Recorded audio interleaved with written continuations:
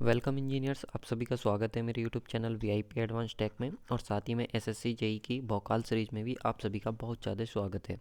तो देखो यार, हम लोग एसएससी जेई की भोकाल सीरीज़ लेकर के चल रहे हैं। इसमें हम अपना सब्जेक्ट लेकर के चल रहे हैं अभी बिल्डिंग मटेरियल, जिसमें आज का जो टॉपिक होने वाला है हमारा वो टिम्बर एंड पेंट्स होने वाला है। यानी कि टिम्बर एंड पेंट्स से रिलेटेड जो भी एमसीक्यू हैं हमारे, वो सभी मैं आप लोगों के लिए लेकर के आया हूँ। क्लास 3 है ये हमारी, क्लास 2 अब तक कंप्लीट हो चुकी है और इसमें मैं आप लोग को पीडीएफ भी प्रोवाइड करा चुका हूँ अपने टेलीग्राम चैनल पर। टेलीग्राम चैनल को कैसे ज्वाइन करना है ये आप वीडियो के लास्ट में बताऊँगा आप लोग को। ये क्रैश कोर्स है हमारा 50 लेक्चर्स का। इसमें जो भी आप लोग के मोस्ट एक्सपेक्टेड क्वेश्चंस हैं जो टेक्स्ट बुक सीरीज़ के हैं वो मैंने इंक्लूड किए हैं। और 50 लेक्चर में आप लोगों को मैं नंबर ऑफ़ क्वेश्चंस बढ़ाने वाला हूँ। देखो, आप लोग का रेस्पॉन्स जैसा रहेगा वैसा मेरा भी रेस्पॉन्स रहेगा। आपने न्यूटन्स का थर्ड लॉ पढ़ा है ना, एक्शन टू रिएक्शन, तो जैसा आपका रेस्पॉन्स रहेगा वैसा मेरा भी रहेगा। तो 10,000 प्लस एमसीक्यू कराने वाला हूँ। साथ में आप लोग को यहाँ पे अपनी नॉलेज चेक करने का भी मौका मिलेगा। तो टॉपिक मैंने आप लोग को बता दिया। नेक्स्ट टाइम से क्या करूँगा, टॉपिक पहले बता दिया करूँगा ताकि आप लोग भी अपना रिवीजन करके आएँ और फिर अपने एमसीक्यू को ट्राई करें कि आपका कितना सही हो रहा है। ठीक है, तो चलते हैं अपना पहला क्वेश्चन स्टार्ट करते हैं हम। सबसे पहला क्वेश्चन है हमारा, ये देखिए। जैसे कि मैंने आप लोगों को बताया टिम्बर से और पेंट से हमारे क्वेश्चन होंगे। तो सबसे पहला क्वेश्चन है the most durable varnish is. आपको बताना है कि मोस्ट ड्यूरेबल वार्निश कौन सा होता है। वाटर वार्निश होता है, स्प्रिट वार्निश होता है, टर्पेंटाइन वार्निश होता है, या फिर ऑयल वार्निश होता है। तो देखो, मैं आप लोग को बता दूं, तीन चीज़ें होती हैं हमारे पास। एक तो होता है हमारे पास पेंट्स, एक होता है हमारे पास डिस्टेम्पर, डिस्टेम्पर होता है, और थर्ड चीज़ होती है हमारे पास वार्निश। तो तीन चीज़ें होती हैं। देखो, पेंट्स का काम क्या होता है, एक अच्छी अपीयरेंस देना किसी भी वॉल को, किसी भी वुड को या किसी भी मेटल को। तो वो काम किसका होता है, पेंट्स का होता है। ठीक है। वहीं पर अगर हम बात करें आप लोग का डिस्टेम्पर की, तो डिस्टेम्पर क्या होता है, आप लोग का एक तरीके का पेंट ही होता है। लेकिन ये क्या होता है, इस पेंट से बस सस्ता होता है। जो डिस्टेम्पर होता है इसकी जो कॉस्ट होती है वो पेंट से कम होती है। साथ में बात करेंगे हम वार्निश की। तो देखो, वार्निश जो है आप लोगों को ये प्रोवाइड कराया जाता है वुड्स पर। कहाँ पर प्रोवाइड कराया जाता है, वुड्स पर प्रोवाइड कराया जाता है। वहीं पर जो पेंट्स होता है आप लोग का वो ओपेक होता है, यानी कि ट्रांसपेरेंट नहीं होता है। और अगर वार्निश की बात करें तो ये आप लोग का कैसा होता है, ट्रांसपेरेंट होता है। तो ये एक इम्पोर्टेंट पॉइंट मैंने आप लोग को बता दिया। पेंट्स में, वार्निश में और डिस्टेम्पर में क्या आप लोग का बेसिक डिफरेंस होता है। तो अगर हम बात करें मोस्ट ड्यूरेबल वार्निश की, जो आपका ट्रांसपेरेंट होगा, तो बताना इनमें से मोस्ट ड्यूरेबल कौन सा होगा। तो मैं आप लोग को इसका सही आंसर बता देता हूँ। इसका सही आंसर हो जाएगा, अगर आप लोगों ने ऑप्शन नंबर 4 को चूज़ किया है तो बिल्कुल सही आंसर है। देखो, मोस्ट ड्यूरेबल का मतलब होता है कि जो ये आप लोगों को चार वार्निश दिए हुए हैं इनमें से किसकी लाइफ सबसे ज़्यादा होती है। जिसकी लाइफ सबसे ज़्यादा होगी, यानी कि जो लंबा टिकेगा, जो ज़्यादा चलेगा, वही हमारा क्या होगा, ज़्यादा ड्यूरेबल होगा। तो सही आंसर हो जाएगा हमारा ऑप्शन नंबर 4, बिल्कुल सही आंसर हो जाएगा। चलिए हम देख लेते हैं इससे रिलेटेड फैक्ट्स को। यहाँ पे देखिए, बोल रहा है कि varnish is a nearly homogeneous solution of resin in oil, alcohol and turpentine. यानी कि अगर आपसे कोई पूछे कि सर वार्निश के जो कंस्टिट्यूएंट्स होते हैं वो क्या होते हैं, तो याद रखेंगे एक तो हमारा होता है रेजिन ऑयल होता है, दूसरा हमारे पास एल्कोहल होता है, और थर्ड जो होता है हमारे पास टर्पेंटाइन होता है। यानी कि एल्कोहल और टर्पेंटाइन क्या होता है, एक ही चीज़ आप लोग की होती है जो किस में यूज करी जाती है, वार्निश में यूज करी जाती है। अब देखो, वार्निश भी बहुत ज़्यादा तरीके के होते हैं हमारे, कई तरीके के वार्निश होते हैं। तो यहाँ पे हम बात करेंगे ऑयल बेस्ड वार्निश की।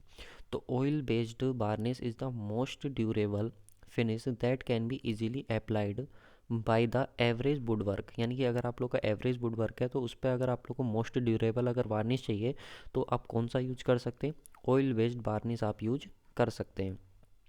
नेक्स्ट हम बात करें, this varnish surpasses most other finishes, it is resistance to. देखो, ये जो आप लोग का ऑयल बेस्ड वार्निश होता है ये अच्छा रेजिस्टेंस देता है वाटर से। अगर कहीं पर आप लोग की बारिश हो रही है, कहीं पर पानी के कांटेक्ट में है वुड, तो वहाँ पे आप ऑयल बेस्ड वार्निश लगा सकते हो। हीट, अगर कहीं पर फायर जैसा रेजिस्टेंस आपको प्रोवाइड कराना है, तो अगर देखो फायर रेजिस्टेंस के लिए सबसे अच्छा आप लोग का माना जाता है वैसे बिट्यूमिनस पेंट माना जाता है।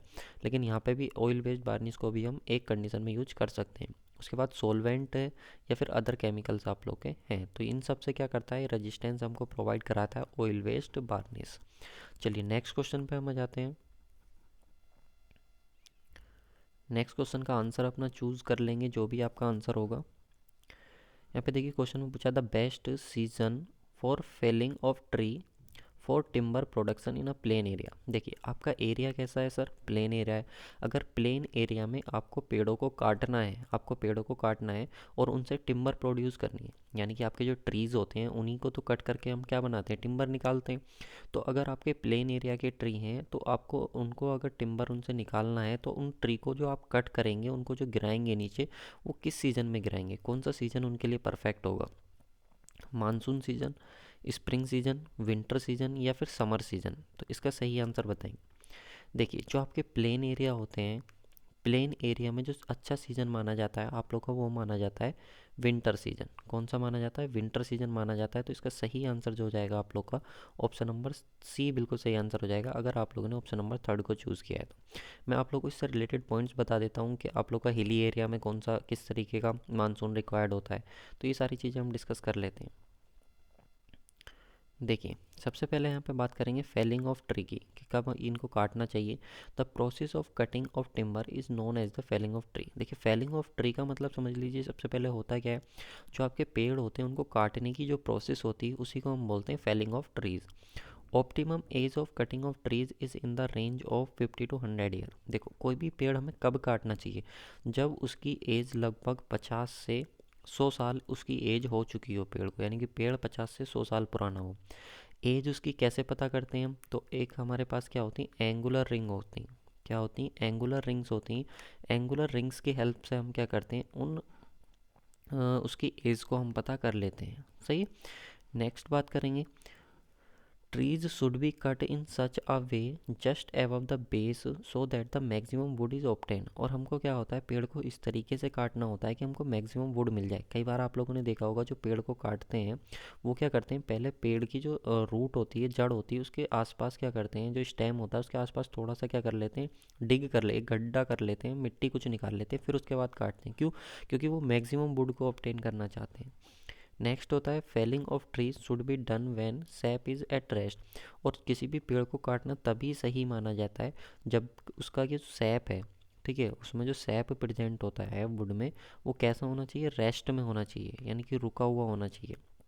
तो अब हमको पता है कि सर अगर हमारे पास क्या है, प्लेन एरिया है, तो प्लेन एरिया में क्या होता है, विंटर होता है। ठीक है, प्लेन एरिया में विंटर का सीज़न अच्छा माना जाता है। क्यों, क्योंकि वहाँ पे मॉइस्चर होता है, मॉइस्चर होता है, ठीक है, नमी होती है, तो उसकी वजह से क्या होता है, सैप जो रहता है वो रेस्ट में रहता है।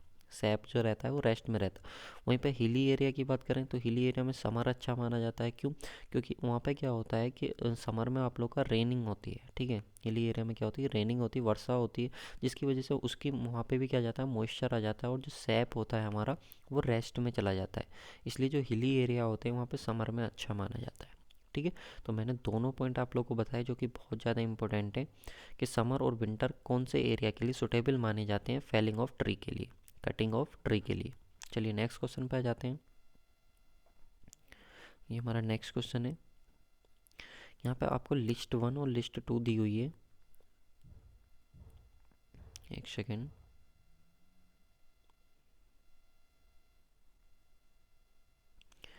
ये देखिए हमारे पास लिस्ट 1 और लिस्ट सेकंड दी हुई है, हमको लिस्ट 1 को लिस्ट सेकंड के साथ मैच करना है।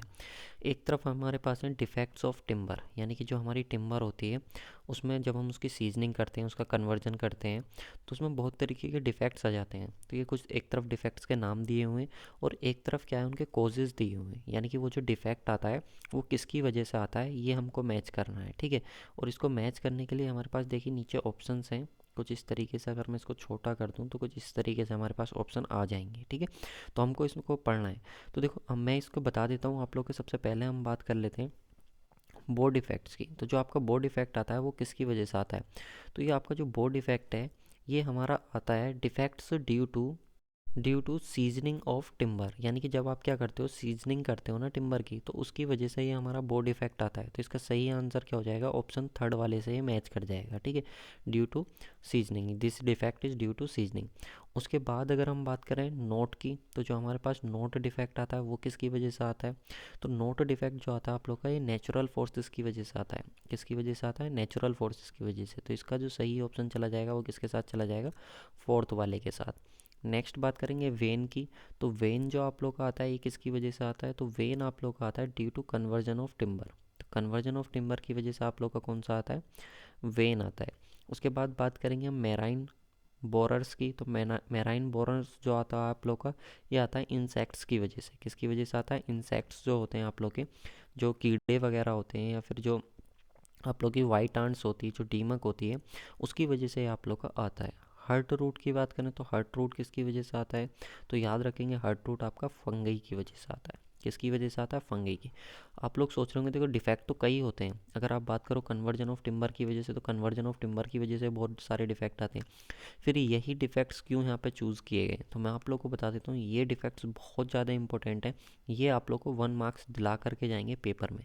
तो इसलिए याद रखना, ये वाले जो डिफेक्ट्स यहाँ पे इंक्लूड करेंगे, ये बहुत ज़्यादा इंपॉर्टेंट है, जो कि आप लोग को पता होना चाहिए। तो इसका जो सही आंसर हो जाएगा आप लोग का, वो ऑप्शन नंबर बी बिल्कुल सही आंसर हो जाएगा। ठीक है।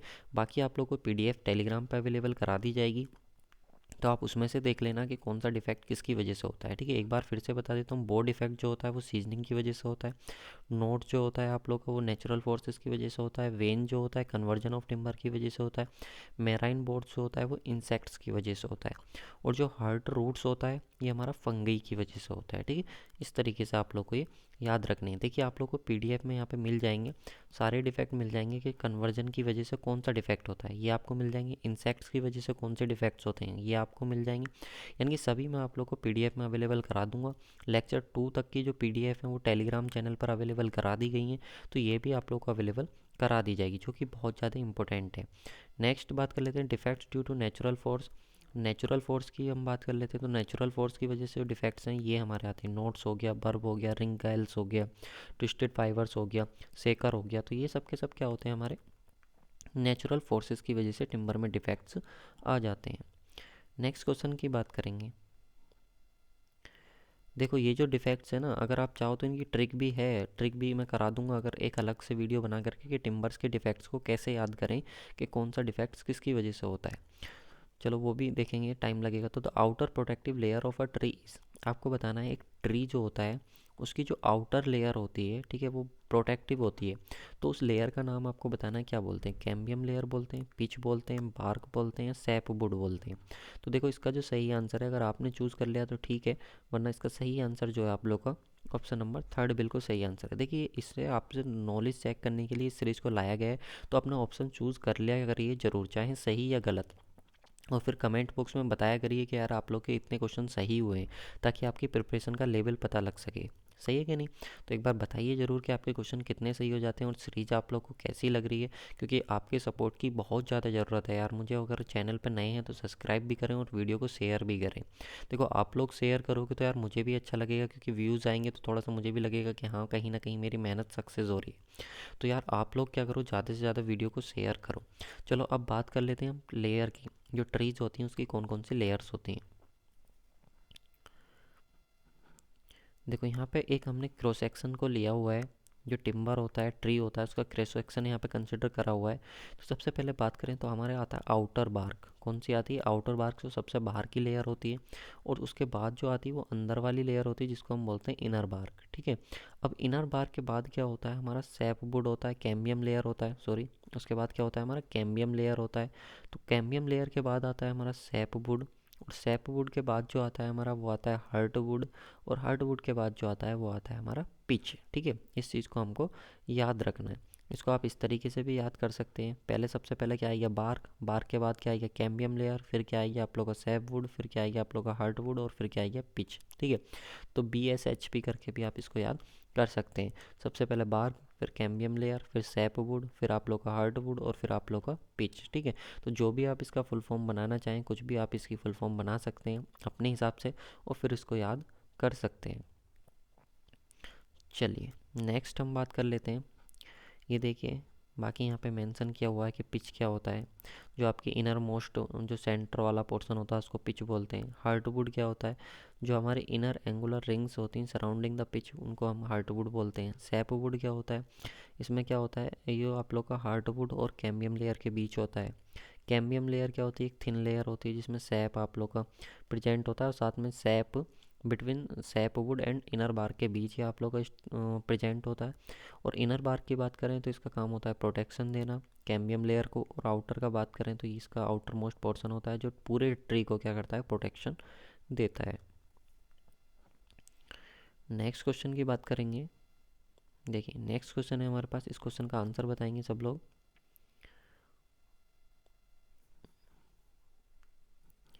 Which of the following is hard would. देखिए कुछ वुड्स दी हुई हैं यहाँ पे, कुछ वुड्स के नाम दिए हुए हैं, इनमें से बताना कौन सी आप लोग की हार्ड वुड है। तो देखो मैं आप लोग को बता देता हूँ कि तब तक आप अपना आंसर चूज़ कर लीजिए। दो तरीके के ट्री हमारे पास होते हैं। एक होते हैं हमारे पास कोनीफर ट्री, एक होते हैं हमारे पास कोनीफर ट्री होते हैं, और एक हमारे पास होते हैं डेसीडुअस। कौन से होते हैं?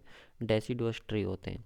तो मैं आप लोगों को बता देता हूँ, कोनीफर ट्री हमारे वो होते हैं जो इनवर्ड ग्रो करते हैं, जो अंदर की तरफ ग्रो करते हैं वो कोनीफर ट्री होते हैं, और जो बाहर की तरफ ग्रो करते हैं वो हमारे कौन से होते हैं? डेसीडुअस ट्री होते हैं।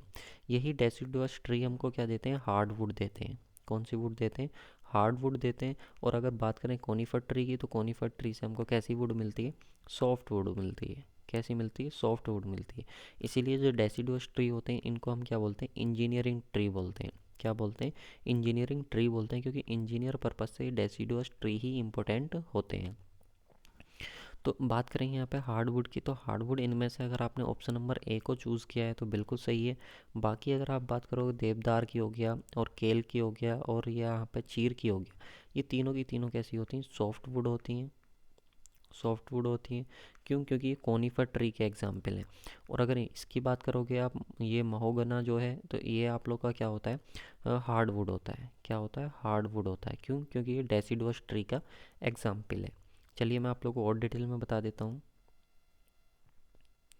यहाँ पे देख लीजिए, जैसे कि मैंने आप लोग को बताया, जनरली दो तरीके के हमारे ट्रीज़ होते हैं, एक डेसिडुअस ट्री होते हैं और एक हमारे कौन से होते हैं? कोनीफर ट्री होते हैं। तो देखो हार्डवुड जिनसे मिलती है वो तो डेसिडुअस ट्री होते हैं।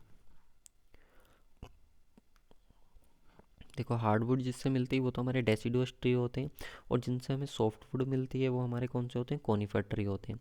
अगर हम डेसिडुअस ट्री के एग्जाम्पल की बात करें तो आपका यहाँ पे देख सकते हो आप, ये सब के सब एग्जाम्पल आप लोग के, चाहे वो ओक हो, साल हो, टीक हो, बबूल हो, महोगना हो, शीशम हो, ये सब के सब एग्जाम्पल किसके हैं? आप लोग के हार्डवुड के। तो मैं आप लोग को सजेस्ट करूँगा, आप लोग को दोनों एग्जाम्पल याद करने की ज़रूरत नहीं है, आप सिर्फ और सिर्फ ये एग्जाम्पल याद कर लीजिए डेसिडुअस ट्री के, क्योंकि क्वेश्चन मिलेगा आपको तो इसी में से मिल जाएगा। ओक हो गया, साल हो गया, टीक हो गया, बबूल हो गया, महोगना हो गया, शीशम हो गया, तो ये सारी चीज़ें आपको मिल जाएंगी। अगर आप बात करोगे एग्जाम्पल की किसकी?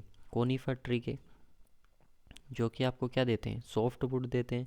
तो वो आपके कौन कौन से हो जाएंगे? यहाँ पे आप देख सकते हो, चीर हो गया, देवदार हो गया, पाइन हो गया, सैप्रस हो गया, और केल हो गया।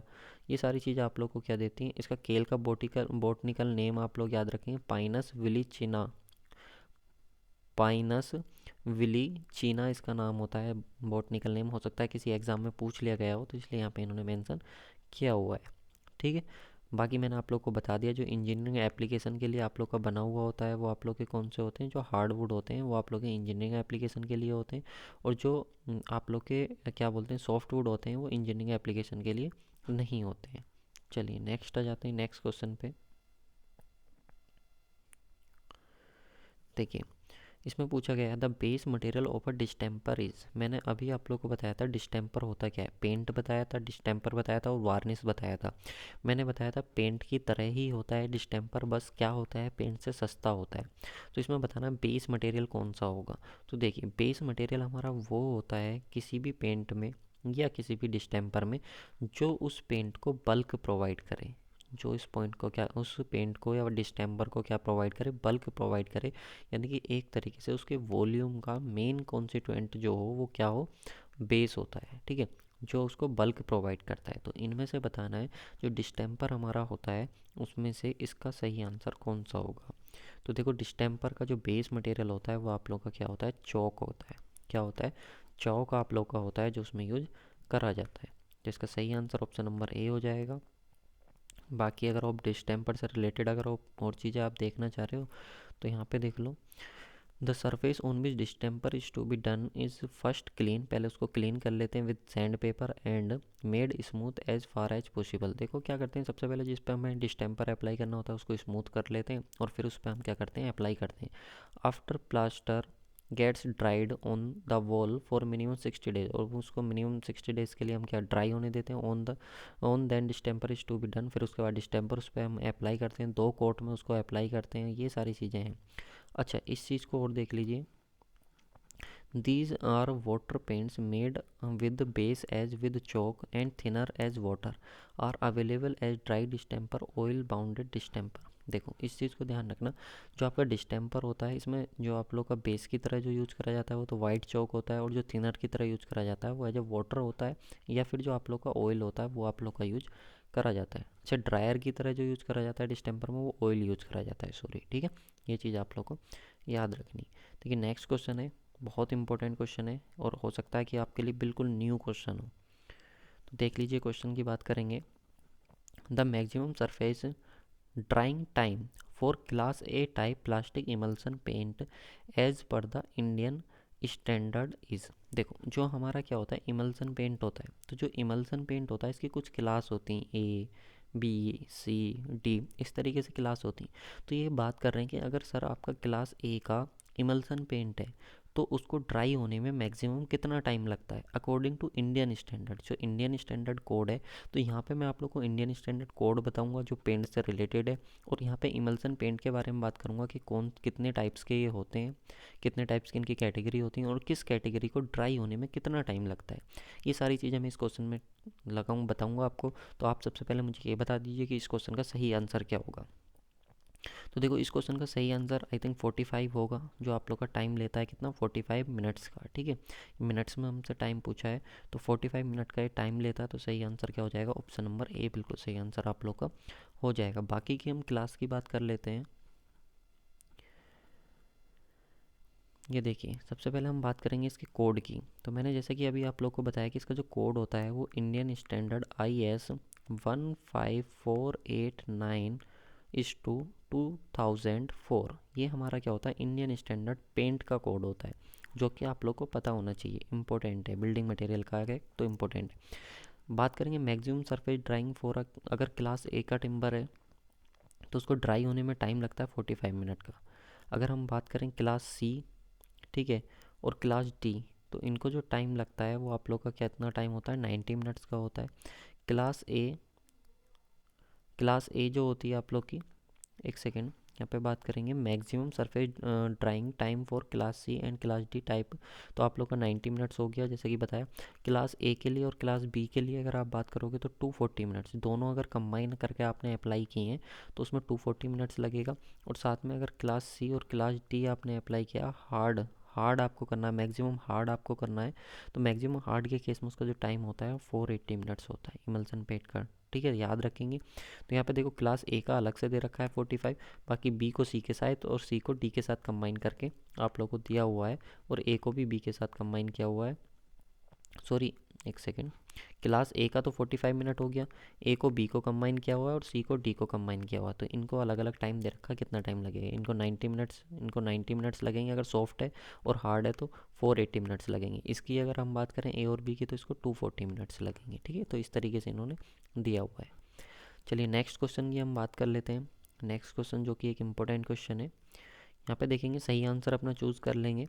इन order to protect the wooden pools from the action of termite ETC it is necessary to treat them with. देखिए आपका एक वुडन है, एक वुडन पोल्स है आपका, उसको आपको प्रोटेक्ट करना है किससे, टर्मिट्स से। अब सर टर्मिट्स क्या होते हैं, देखिए टर्मिट्स इंसेक्ट्स होते हैं, जैसे कि वाइट आंट होती है, दीमक नहीं होती है जो लकड़ी में या वुड में लग जाती है। तो अगर उससे आपको बचाना है तो आप इनमें से किसकी कोटिंग करेंगे, यानी कि किसको अप्लाई करेंगे, किसको अप्लाई करना आप लोग के लिए बहुत ज़्यादा ज़रूरी है, लाइम वाटर को, क्रिसोइट ऑयल को, या फिर ब्लीचिंग पाउडर को, या फिर सोडियम हाइड्रोक्साइड को। देखिए जिस किसी ने भी आंसर ऑप्शन नंबर बी को चूज़ किया है बिल्कुल सही है। अगर आप उस पर क्रोसोइट ऑयल अप्लाई करेंगे तो उसकी वजह से क्या हो जाएगी, आपका जो पोल है वो प्रोटेक्ट हो जाएगा किससे, टर्मिट से, ठीक है। इसके बारे में हम बात कर लेते हैं। ये देख लीजिए यहाँ पे मेंशन किया हुआ है, in order to protect the wooden poles from the action of termites it is necessary to treat them creosote oil. अगर आपको उसको टर्मिट से बचाना है तो उसके लिए आपको क्रोसोइट ऑयल अप्लाई करना ही पड़ेगा। Creosote oil is treated wood as either a थिक black mixture of coal and tar chemicals on the wood or the clear of the yellowish grey resin of the कैरोसाइट bush। ये जो आप लोग होता है मिक्सचर होता है किसका, कोल टार केमिकल्स का एक मिक्सचर होता है आप लोग का, जो क्लियरली येलोइश ग्रे कलर का आप लोग का होता है। Creosote treated wood can leach chemicals that may dissolve in water move through soil and contaminated ground water. और इसका काम क्या होता है, ये आप लोग को बाहर कर देती है जो भी लीचिंग का मतलब होता है, जो भी हार्मफुल इंग्रेडिएंट है या हार्मफुल केमिकल है या हार्मफुल आप लोग के अटैक हैं, उनको सबको क्या कर देती है, डिज़ोल्व कर देती है और उनको बाहर कर देती है, ठीक है ना। तो वो प्रोसेस होती है आप लोग की लीचिंग। ये काम होता है किसका, केरोसिन ऑयल का। चलिए नेक्स्ट क्वेश्चन की बात करेंगे।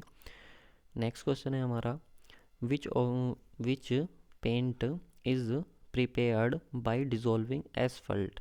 अगर आपको एसफल्ट का यूज़ करके अगर आपको बनाना है तो एसफल्ट का यूज़ करके आप कौन सा पेंट बनाएंगे, एल्यूमिनियम पेंट, इनेमल पेंट, रबड़ पेंट या फिर बिट्यूमिनस पेंट। तो इस सब का आपको मालूम होगा कि इसका सही आंसर क्या हो जाएगा, ऑप्शन नंबर 4 बिल्कुल सही आंसर हो जाएगा। एसफल्ट का जो हम यूज़ करते हैं वो एसफल्ट या बिट्यूमिन या फिर टार, एसफल्ट होता है, बिट्यूमिन होता है और एक टार, ये 3 चीज़ें होती हैं। ये सब की सब क्या होती हैं, बाइंडिंग मटेरियल की तरह आप लोग की यूज़ करी जाती हैं। तो इसका सही आंसर हो जाएगा ऑप्शन नंबर 4। तो एसफल्ट का जो यूज़ करते हैं हम वो बिट्यूमिन पेंट बनाने के लिए करते हैं। यहाँ पे आप देख सकते हो सारी चीज़ें आप लोग को मिल जाएंगी टाइप ऑफ पेंट से रिलेटेड। ये सारी चीज़ें मैं आप लोग को टेलीग्राम चैनल पर प्रोवाइड करा दूंगा। एल्यूमिनियम पेंट को क्या होता है आप लोग का, ठीक है। एल्यूमिनियम पेंट आप लोग का इसकी खास बात ये होती है कि अंधेरे में भी डार्कनेस जहाँ पर होगी वहाँ पे भी क्लियरली ये विजिबल आप लोग का होता है, विजिबल होता है जो एल्यूमिनियम पेंट होता है। बिट्यूमिनस की बात करें तो आप लोग का एसफेल्ट की इनेमल की कोटिंग से आप लोग का दिया जाता है और अच्छा क्या देता है, फायर रेजिस्टेंस देता है। फायर और वाटर रेजिस्टेंस क्या है, बहुत अच्छे से देता है जो हमारा बिट्यूमिनस पेंट होता है। तो ये खास बात है इसकी। बाकी रबर पेंट आप लोग का होता है, तो रबर पेंट भी आप लोग को मालूम है, it is prepared from resin. ये याद रखेंगे, रेजिन से प्रिपेयर होने वाला पेंट कौन सा होता है, रबर पेंट होता है। नेक्स्ट क्वेश्चन की बात करेंगे। देखिए नेक्स्ट क्वेश्चन की बात करेंगे, ये है हमारा नेक्स्ट क्वेश्चन में कह रहा है when the tree is over matured. अगर ट्री आपका ओवर मैच्योर्ड हो जाता है, the wood tends to shrink and develop crack. और जो वुड होती है आप लोग की उसमें श्रिंक होना शुरू हो जाती है और क्रैक्स हो जाती हैं develop. The crack so developed are wider at the centre and gradually dismissing towards outer periphery. Such defects in timber is known as. देखो डिफेक्ट्स ऑफ टिम्बर पीछे भी एक क्वेश्चन कराया था और अब फिर से करा रहा हूँ, यानी कि बहुत ज़्यादा इंपॉर्टेंट है डिफेक्ट्स ऑफ टिम्बर, आप किसी भी हालत में छोड़ के नहीं जा सकते। तो ये आप लोग के लिए बहुत इंपॉर्टेंट क्वेश्चन हो जाता है।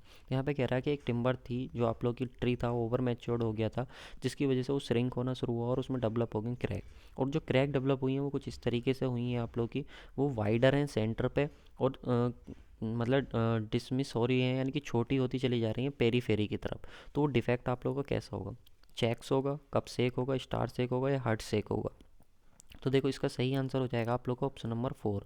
जो आप लोग की इस तरीके का जो डिफेक्ट होगा उस डिफेक्ट का नाम क्या होगा, हार्ट सेक। कैसा होगा, हार्ट सेक। तो इसमें कुछ इस तरीके से बात कर रहा है कि इस तरीके का टिम्बर था, तो डिफेक्ट कुछ इस तरीके से है, यानी कि सेंटर पे जो है वो तो ज़्यादा बड़ा है और जो अगर बात करोगे पेरी फेरी पे कैसा है, वो छोटा है, यानी कि उसका साइज़ कम होता जा रहा है। तो वो आप लोग का हार्ट सेक। इसके अपोजिट होता, अगर मान लो कि वो आप लोग का बड़ा होता कहाँ पर, पेरी फेरी पे उसका साइज़, और सेंटर पे क्या होता, छोटा होता है, तो वो आप लोग का कैसा हो जाता है, स्टार सेक हो जाता है। ठीक है, ये चीज़ आप याद रखेंगे। तो इसका सही आंसर हो जाएगा ऑप्शन नंबर 4, जैसा कि मैंने आप लोग को अभी बताया। यहाँ पे देख लीजिए वेरियस डिफेक्ट्स हमारे होते हैं टिम्बर में जो नेचुरल फोर्सेस की वजह से होते हैं। तो नेचुरल फोर्सेस की वजह से कौन कौन से होते हैं, एक तो हमारा चेक्स होता है, एक हमारा क्या होता है, सेक्स होता है। और अगर हम बात करें किसकी, एक हार्ड सेक। अब सेक में भी कितने, देखो जो सेक हमने पढ़ा, इस सेक में कई तरीके के होते हैं। एक हार्ड सेक होता है, तो हार्ड सेक आप लोग का कुछ इस तरीके का होता है जो आपको मैंने दिखाया यहाँ पे इमेज की हेल्प से, मैंने पहले भी बता दिया। उसके बाद कप सेक होता है, फिर एक स्टार सेक होता है। देखो स्टार सेक ऐसा होता है जो पेरी फेरी पे जिसका साइज़ बड़ा होता है और सेंटर की तरफ इसका साइज़ क्या हो जाता है, छोटा होता चला जाता है। ठीक है, तो वो आप लोग का कौन सा होता है, स्टार सेक होता है।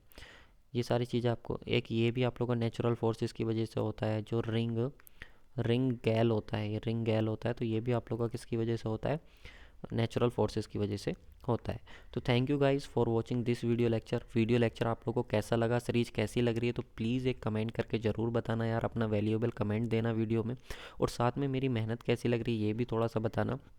रही बात पीडीएफ की, तो उसके लिए आपको टेलीग्राम चैनल ज्वाइन कर लेना है, जो कि VIP एडवांस टैग @2 के नाम से आप सर्च करोगे टेलीग्राम पे तो आपको मिल जाएगा। ठीक है, ये हमारा टेलीग्राम का वो है। और अगर आप MCQ लगाना चाहते हो ठीक है। डेली आपको एमसीक्यू प्रोवाइड करा दिए जाते हैं हमारे फेसबुक पेज पर, जो कि है वीआईपी एडवांस टेक के नाम से ही। तो वहाँ पे आपको मिल जाएंगे। देखो लाइव क्लासेस में लाने की सोच रहा हूँ यार, बताना कैसा रहेगा। और सिविल इंजीनियरिंग की क्लासेस की बात करें तो Gupta and Gupta book, R S Kurmi, S S C का प्रीवियस ईयर, और ये भोकाल सीरीज, जो कि मैंने आप लोगों को प्रोवाइड करा चुका हूँ। जनरल अवेयरनेस के लिए बात करेंगे तो जनरल अवेयरनेस के लिए हमारा दूसरा चैनल है space x study, space x study. उस पर आप लोगों को कम्प्लीटली एसएससी जेई के, ठीक है, प्रीवियस ईयर के क्वेश्चन मिल जाएंगे। तो उस चैनल को भी अपना सब्सक्राइब कर लें, उसके लिंक आप लोग को डिस्क्रिप्शन बॉक्स में प्रोवाइड करा दूंगा। तो thank you guys for watching this video lecture. मिलते हैं नेक्स्ट वीडियो में, तब तक के लिए थैंक्स। एंड एक चीज़ और, हाँ, एक चीज़ मैं आप लोग को बता देता हूँ, मैं जल्दी से एक बुक का रिव्यू लेकर के आ रहा हूँ आप लोग के लिए, जो बहुत अच्छी बुक होने वाली है, ठीक है, आप सभी के लिए। तो उसका बुक का भी मैं आप लोग के लिए रिव्यू लेकर के आऊँगा, इसी वीक लेकर के आ जाऊँगा, संडे से पहले पहले, ठीक है। तो मिलते हैं नेक्स्ट वीडियो में। Thank you guys for watching this video lecture.